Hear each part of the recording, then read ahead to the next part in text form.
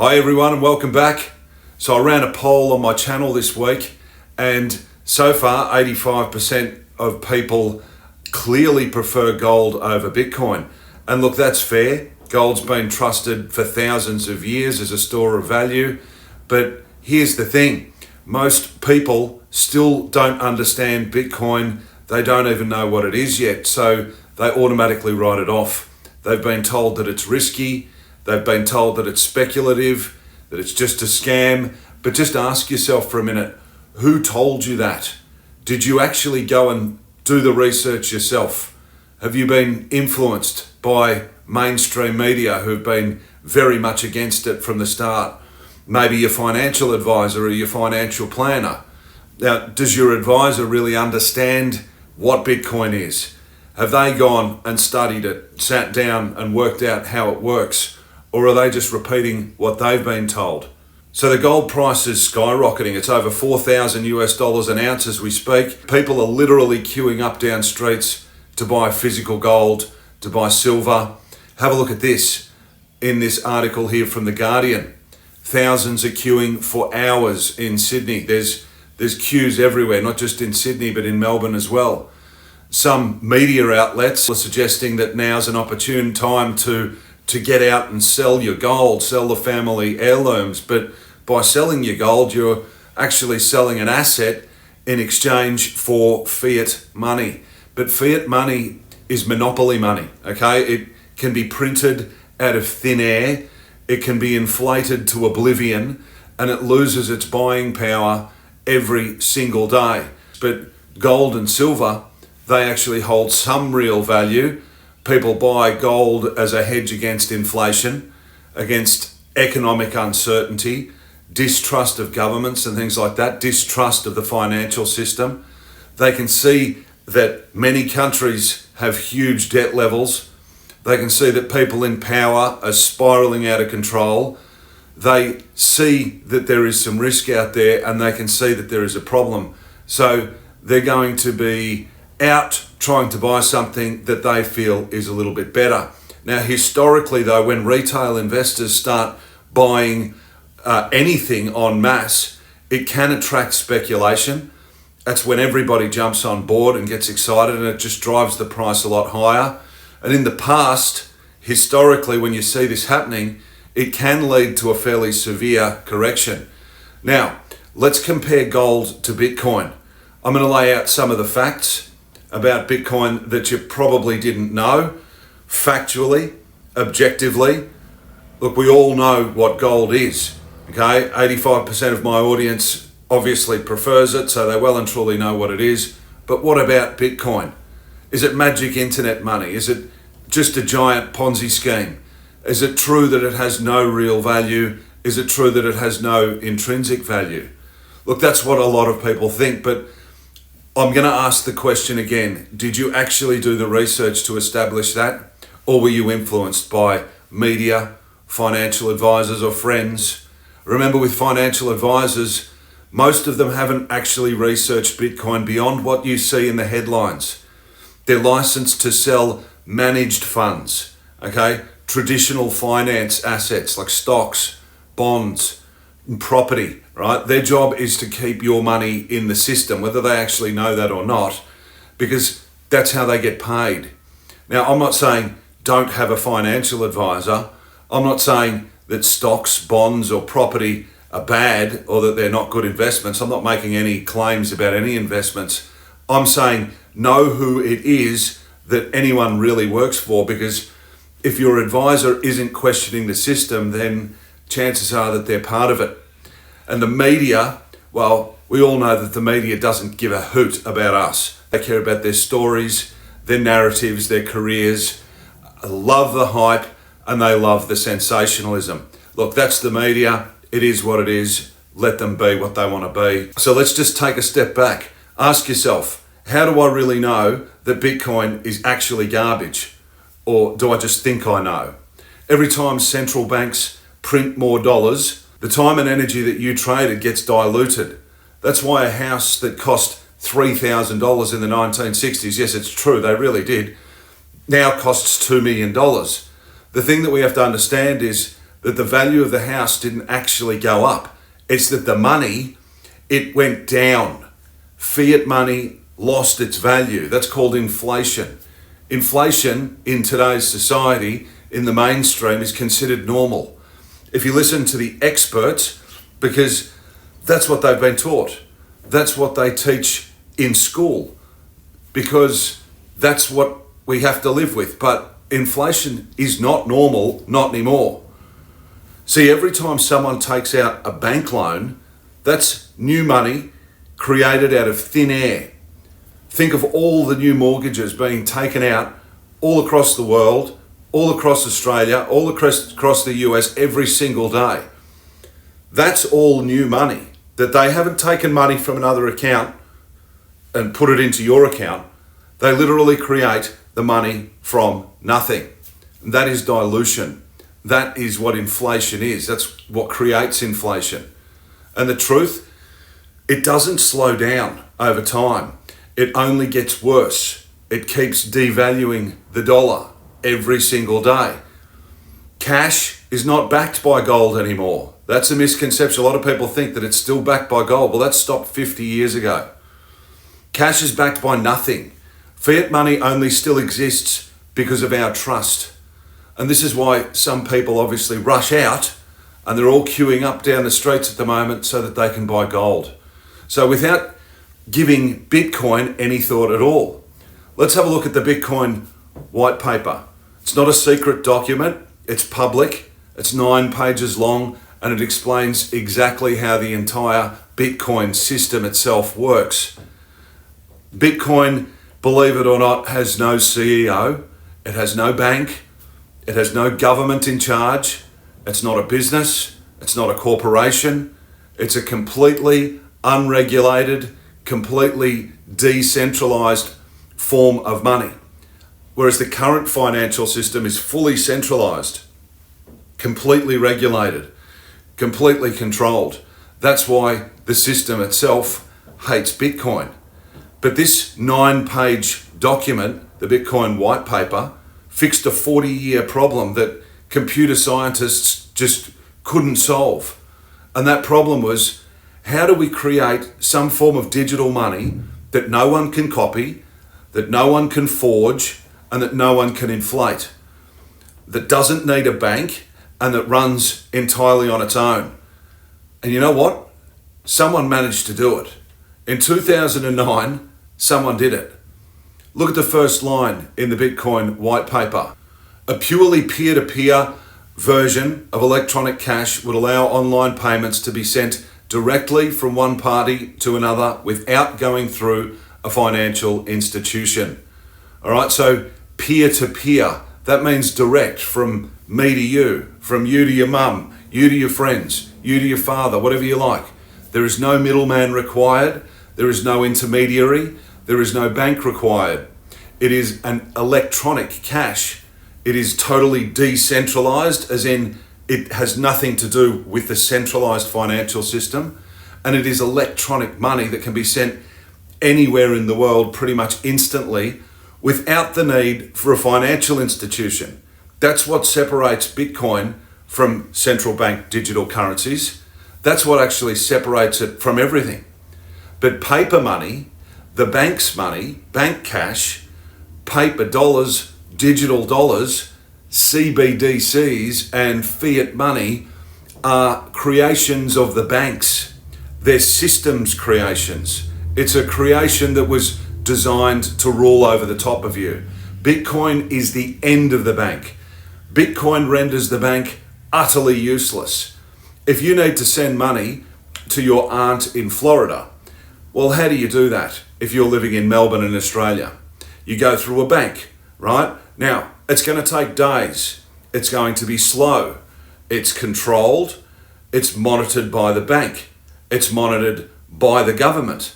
Maybe you could send some gold then. Maybe we could send some gold to our auntie in Florida. But how do you do that?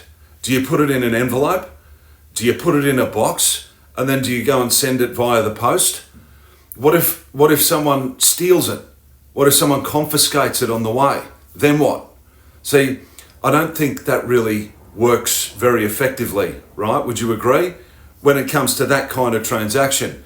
But what about Bitcoin? How does Bitcoin work in this situation? Look, if you've got Bitcoin, you can send it anywhere in the world instantly without a bank, without a government. You don't need the post office. It's just a direct transfer that happens instantly straight to your auntie's wallet in seconds. It cannot be intercepted. It can't be stopped.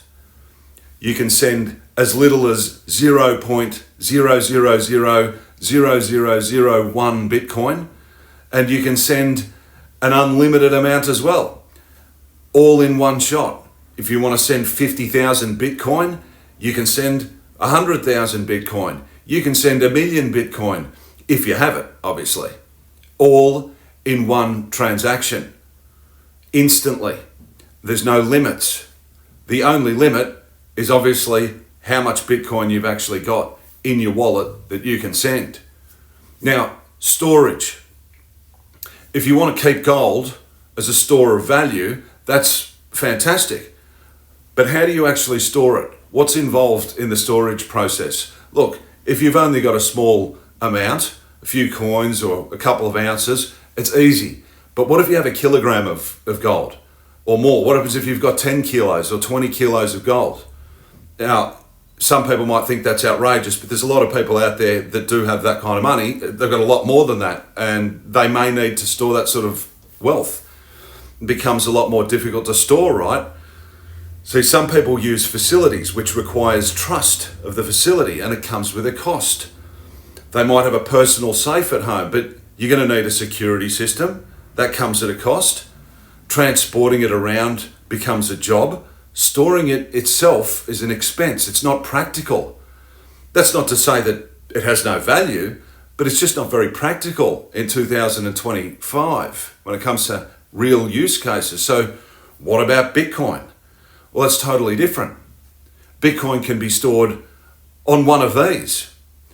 And the amount that you can store on a USB sized drive is completely unlimited.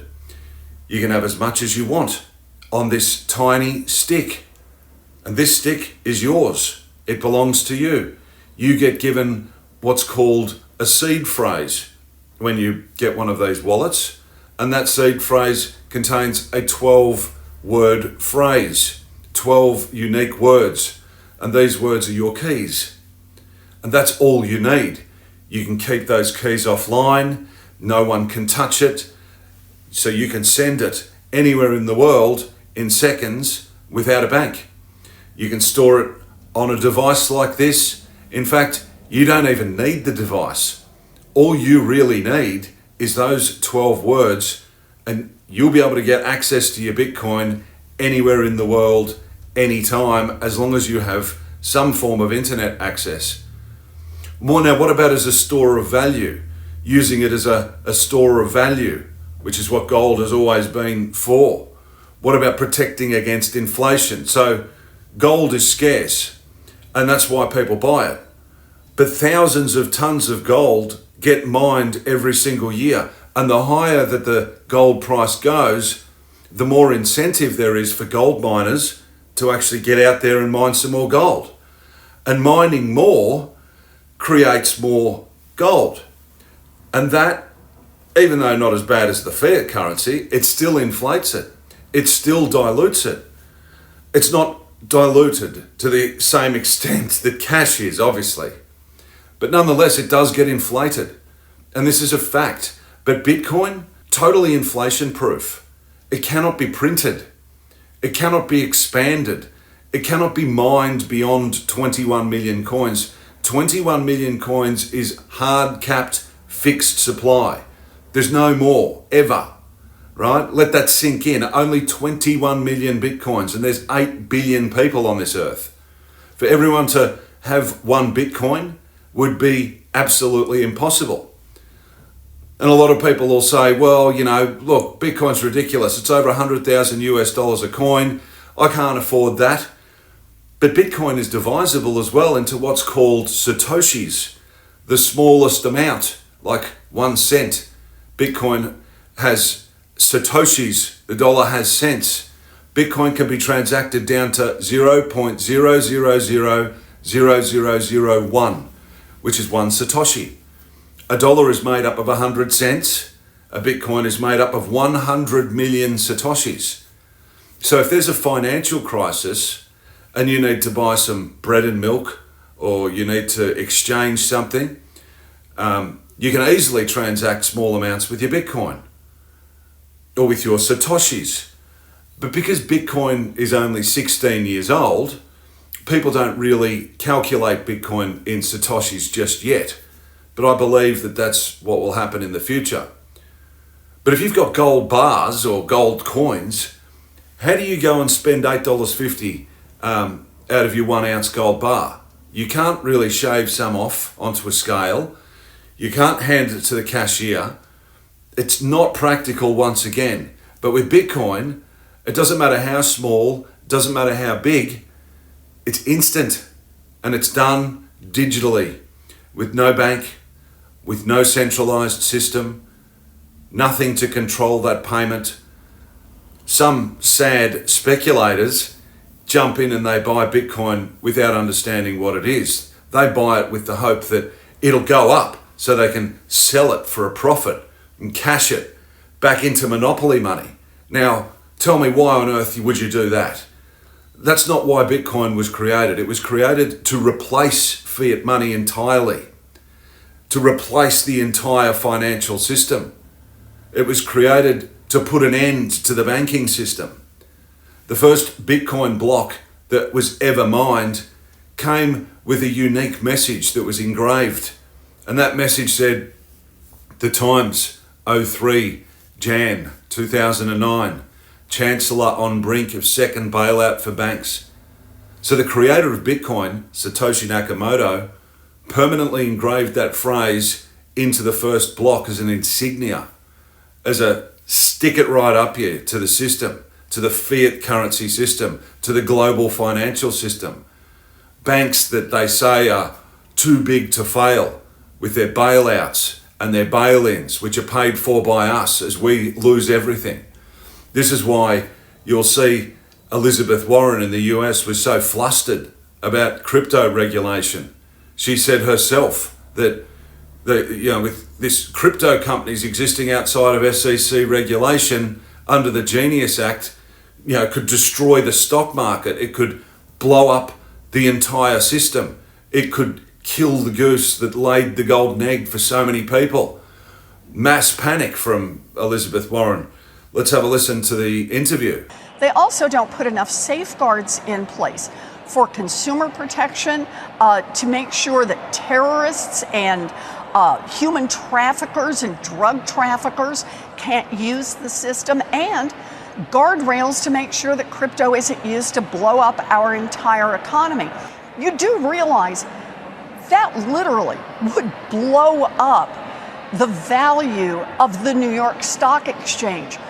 That whole stock exchange has been a goose that has laid a lot of golden eggs for people in New York City, for people. Well, yes, spot on, Liz. That's the entire point, because the current system is built against the people with regulations that they say is there to protect us, but all it does is actually work against us.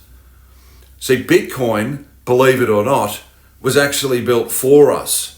Satoshi had a vision, and the vision is written in the first sentence of his white paper, and it's inscribed in the first block that was ever mined.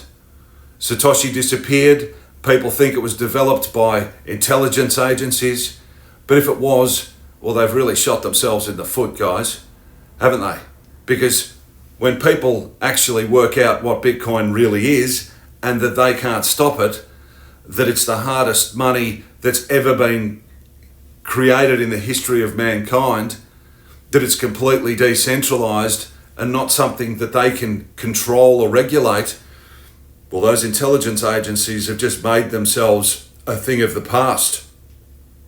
Banks are a thing of the past in this scenario.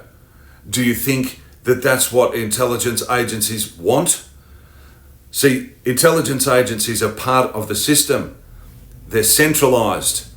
But with them all gone, hypothetically speaking, well, governments might be able to reset and perhaps we can set them up so that they try to actually serve the people rather than using the people for profit.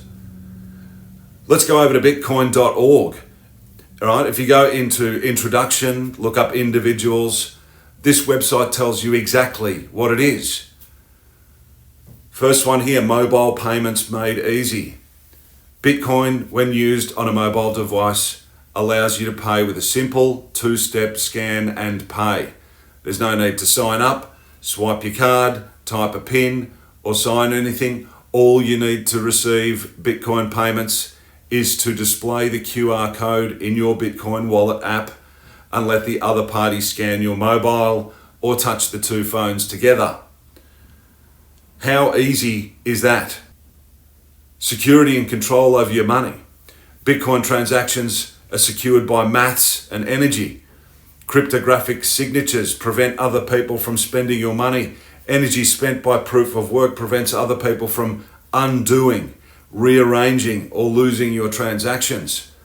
So long as you take the required steps to protect your wallet, Bitcoin can actually give you control over your money and a strong level of a protection against many types of fraud. That's one of the things that you need to understand about Bitcoin. Owning Bitcoin requires us to be responsible. It requires our responsibility. You're in charge of your wallet. You're in charge of those keys. If you lose them, it's gone. Just like if you've got cash, you're in charge of the cash. If you lose the cash, it's gone. Right? So you never write that seed phrase down into a computer or take a photo of it. Those words must be completely protected. That's your responsibility because it's decentralized. Banks can insure cash money because banks control cash money. But Bitcoin is not under any control, so it can't be insured. Next, works everywhere, anytime. Similarly to email, you don't need to ask recipients you're sending Bitcoin to use the same software, wallets or service providers. You just need their Bitcoin address and then you can transact with them anytime. The Bitcoin network is always running and it never sleeps, even on weekends and holidays. Banks make you wait days, even if it's just with a local bank. Longer over weekends. Well, Bitcoin, it's instant. Fast. International payments. Sending Bitcoin across borders is as easy as sending them across the street. There's no banks to make you wait. 3 business days. No extra fees for making an international transfer. And no special limitations on the minimum or maximum amount that you can send. Choose your own fees. There is no fee to receive Bitcoins. And many wallets let you control how large a fee to pay when spending.